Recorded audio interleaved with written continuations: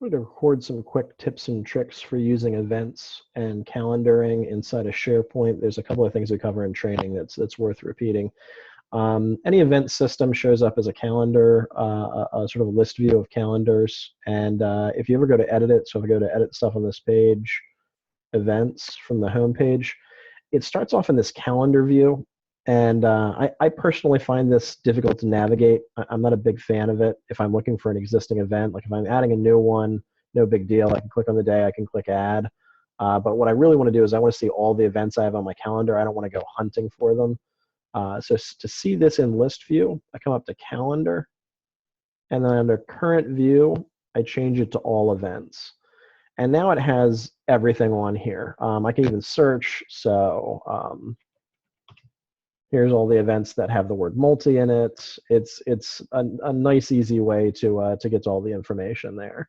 The other thing is if you are on a PC, a Windows PC with Microsoft Office, and you're using Microsoft Outlook, if you feel like you would benefit from seeing this calendar in Outlook, you can, in calendar view, go to calendar, and you'll see this connect to Outlook button.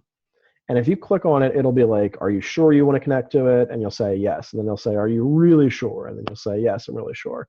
And then when you go into Outlook, you'll actually see your calendar, my SharePoint template calendar. You'll see it as a calendar in Outlook. And then you can go in and do things like, make a test event. You can look at it, in week view. And I could say, new event, and I can copy that, and if it happens 4 times, boom, boom, boom, I'm just doing copy, paste, Control C, Control V, to knock all that stuff out. And then if I were to come back into my list and say all events, here's all these new events and test events. And if I take these guys from here, check them all, and then I go to items, delete.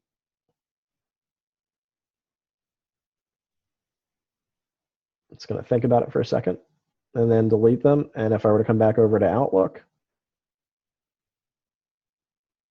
they'll literally disappear from here.